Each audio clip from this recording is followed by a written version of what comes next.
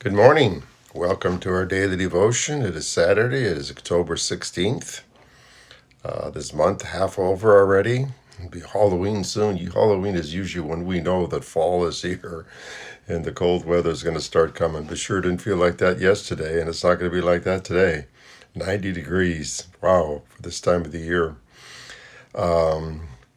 We're looking at a word in the Bible called conscience. Now, conscience is your inner feeling of, or that voice within you that to guide you through right and wrong. For us Christians, that's literally the voice of God. Our conscience is literally, as a Christian, God talking to us. Everyone has a conscience, but ours as Christians are guided by the Holy Spirit living within us. This is the main task of the Holy Spirit, is to correct us, guide us away from sin. Listen to this in 1 John 3, 9, and 10. Love these verses. It says, "No one who is born of God will continue to sin because God's Spirit remains in them." God's seed, the Holy Spirit. They cannot go on sinning because they have been born of God. This is how we know who the children of God are and who the children of the devil are. We cannot go on sinning. When we go on sinning means we continue to repeat that same sin over and over and over and over because the Holy Spirit is there to convict you. It's your conscience. It's your guide. It's the Holy Spirit telling you not to do it. So when you think of doing something or not doing something, listen to that voice within you. You're being directed by the Holy Spirit. This is your Christian conscience.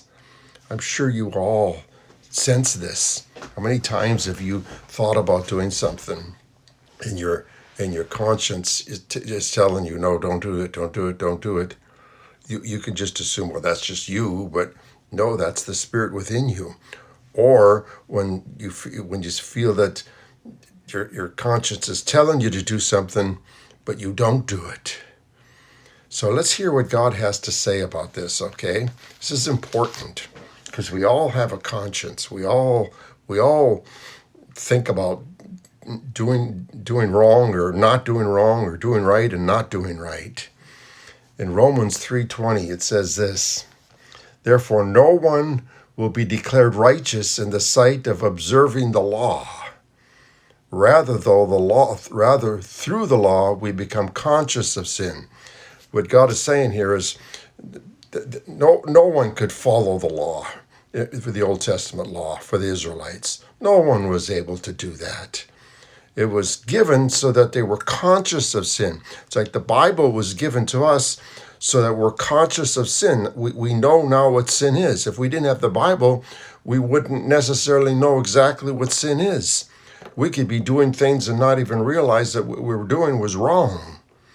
That's why for us Christians, when we start judging unbelievers, the Bible tells us not to judge unbelievers because they don't have the conscience we have. They don't have the knowledge we have. So when they do certain things, they don't even realize that they're doing anything wrong. So if they're at a party drinking, over drinking, and getting tipsy, getting drunk, they're just, in their mind, they're just having a great time. I mean, that's what you do. You celebrate, you have a great time. But as Christians, we realize that the Bible tells us that drunkenness is a sin.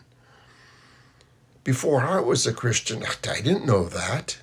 I didn't know that. You got together with your friends, your buddies, and that's what you did. Now, as a Christian, we know better. So that's why God gave us the word. That's why God gave the Israelites the law. In Romans 8:12, it tells us this. "Therefore, brothers and sisters, we have an obligation, but it is not to the sinful nature to live according to it. For if you live according to the sinful nature, you will die. But if by the Spirit you put to death the misdeeds of your body, you will live." So we submit. We submit. Think of it. We submit to authorities because our conscience convicts us.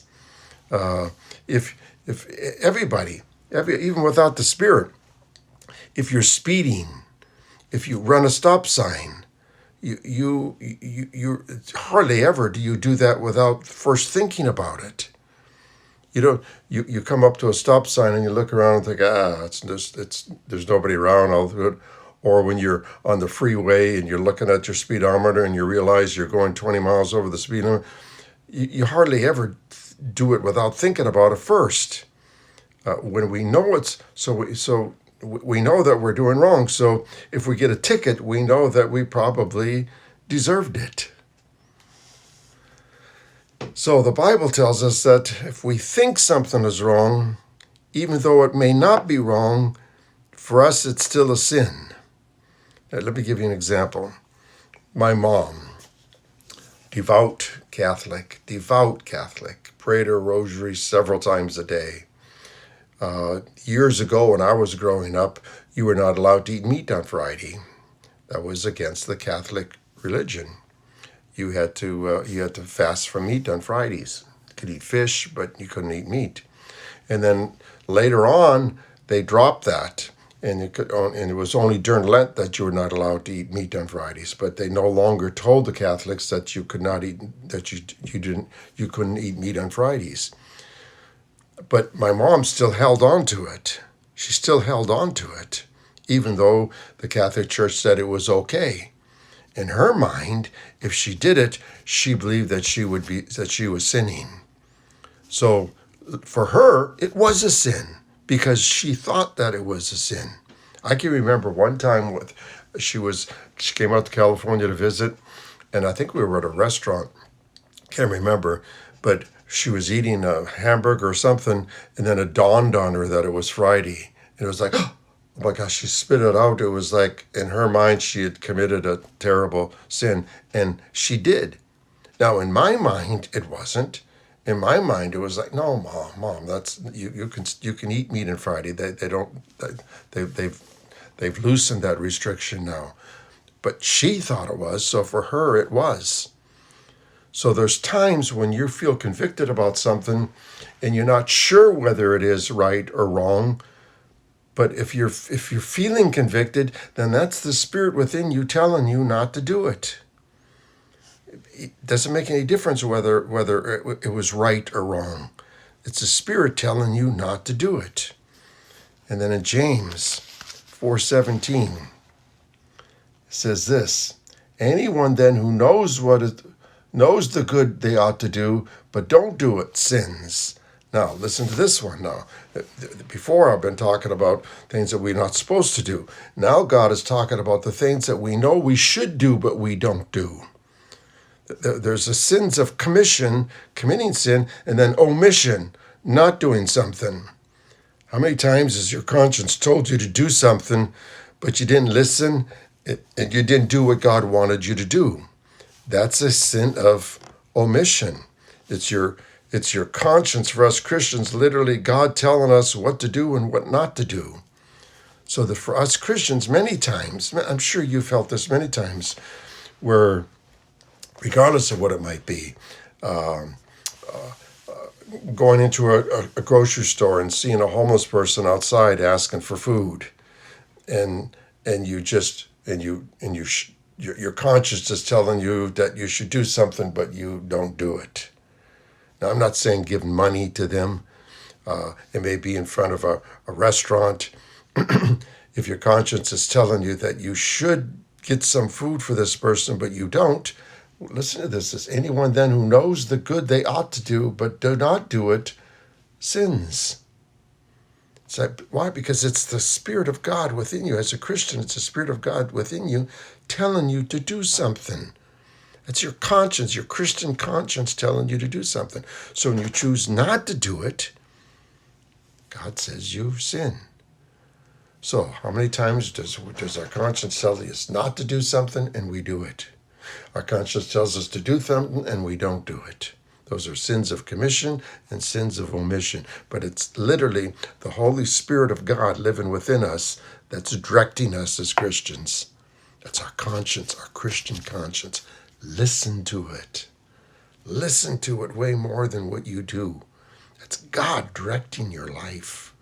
The God of this universe directing Your little old life. Worth listening to, isn't it? Hey, thanks for watching this morning. If it meant something to you, please share this so other Christians can hear the gospel, also the truth. Have a great day. Have a great weekend.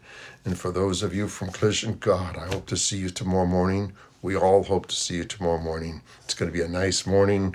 Going to be nice and comfortable. Please join us. Have a great day. Have a great weekend.